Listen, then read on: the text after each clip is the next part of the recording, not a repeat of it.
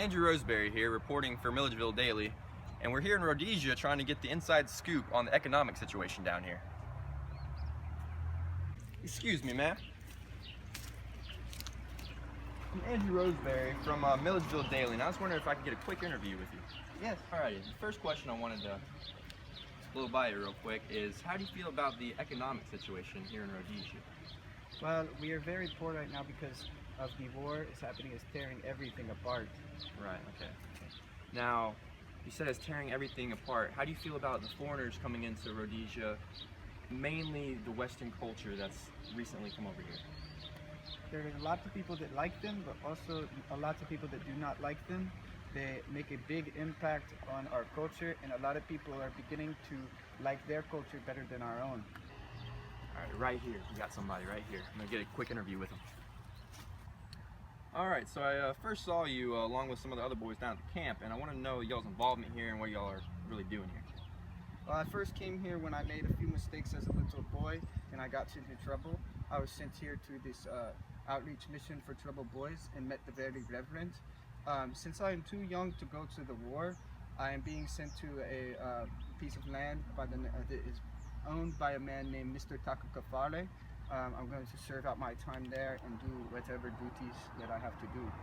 Alright. Now, do you have any idea what you're going to be doing there, or what's ahead of you?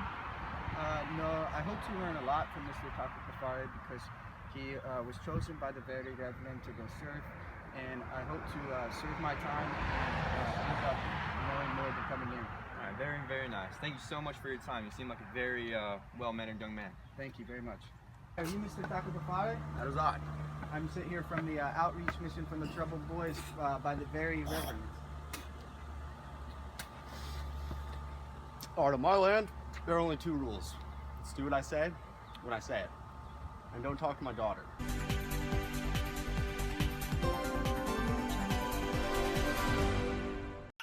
Welcome to Milledgeville Daily Broadcasting. It's Andrew Roseberry. It's Frank Cerny. Lawton Geiger. And we're here to give you all the rundown of the interviews we had over during our trip in Rhodesia. But first, we would like to give y'all a rundown of the summary of the story of the Center of the World. Later, we're going to get into the analysis. The Center of the World takes place in Rhodesia in the early 70s. The Troubled Boys sent to the outreach mission for Troubled Boys, which is minuscule in comparison to being sent to fight in a war that you want nothing to do with. The Troubled Boy speaks of the war and the tough conditions he encounters during his stay at the outreach mission. The authority figure at the camp, the very reverend, sends the boy to work for Mr. Takafakare. Mr. Takafakare is very ill due to a lifetime of inhaling harsh fumes from his crematory. The Troubled Boy lends a hand to Mr. T with cremating the animal carcasses they pick up around the village. The Troubled Boy develops a relationship with Mr. T's daughter, Madota. Madota is deaf and finds the joy of life in spending time with the boy. In the boy's closing days at the Takafakare residence, tensions rise when Mr. T fears the boy is polluting Madota's mind with his fondness of Western culture.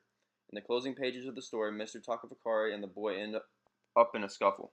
Mr. T offers the book that the boy took a liking to, The History of the English-Speaking People, in exchange for leaving his daughter alone. The Center of the World is a thought-provoking story highlighting the impact of Western influence on African culture, the struggles of the war, and the tough economic conditions of the time. First, we're going to take an inside look to the first interview we had with the Rhodesian woman at the creek. Basically, this gives us a good inside look into the setting of the story and the current state of Rhodesia at the time that it was written. She says basically that there's a colonization effort and they're pretty poor and there's a wartime effort right now. So this basically alludes to Joseph Chamberlain saying you cannot make an omelet without breaking some eggs first. So this gives a good comparison look into how the Rhodesians feel on resisting the colonization effort, also how the white man feels in how their efforts are justifiable in the colonization of Rhodesia. Thank you for that, Lawton. All right, going into our second interview, the interview we had with the young boy. During his stay at the outreach mission, he's talked about how he heard on the broadcasting that there were insurgents crossing Zambezi and their Rhodesian security taking horses forcibly. So obviously tension was high during that time period in Rhodesia. So, but there's also for sure a lot of that had to do with colonialism coming over and the Western influence of them coming over and starting the war over here. I would think that rubbed off on the young boy while he was at the outreach mission. Don't you agree with that, Lawton? Yes, I completely agree with that. You can only infer that he has some colonial influence on him because the very Reverend, which is a big figure in the outreach mission for troubled boys, actually quotes in the book the Bible, which is the main religion of the colonialists and not of Rhodesia. So he obviously embodies some aspect of the colonialist culture, which must rub off on the troubled boy in the story. Well said. Very good point, Lawton. Very good. Thanks, Lawton. Thanks, Andrew. Now we're going to go ahead and analyze the third meeting between Mr. Takafakare and the young boy.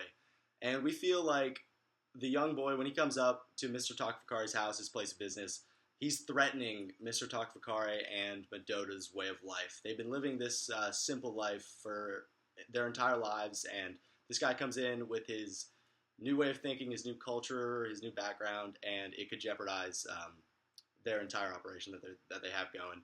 And there's a quote that really stood out to us about Mr. Takafakare's views on colonialism, which is, "We have lost our place in the world and our stories mean nothing anymore."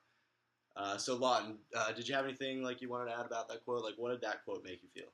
Yeah, I felt that really stood out to us because it basically explains how his views on colonialism are, because he's basically implying that the culture of Rhodesia is slowly withering away and getting taken over by the culture that is being implicated by the colonists, and that slowly they are beginning to have nothing anymore with their culture. We noticed that the young boy was taking the book, The History of the English-Speaking Peoples, over Mr. Takafakare's daughter, Medoda, and I found that interesting because I relate the book, The History of the English-Speaking Peoples, to colonialism and Western culture, and I relate Medoda to the Rhodesian culture and African culture and how important that is to Mr. Takafakare, and how important Medoda and both the book were to the young boy, but he did end up choosing the history of the English-speaking people, so I feel like that signifies the importance of Western culture and the impact that that had on the young boy during his stay at the camp and in Rhodesia. Alright guys, that about does it for us over here at Milledgeville Daily Broadcasting. I hope y'all enjoyed our inside look at Rhodesia during the early 70s. I hope y'all hopefully have some changed perspectives about the colonialism and the tension over there at the time. I hope y'all also enjoyed our analysis of the book, The Center of the World, the short story, The Center of the World. Once again, this is Andrew Roseberry. Frank Cerny. Lawton Geiger. Have Have a a good good night. night.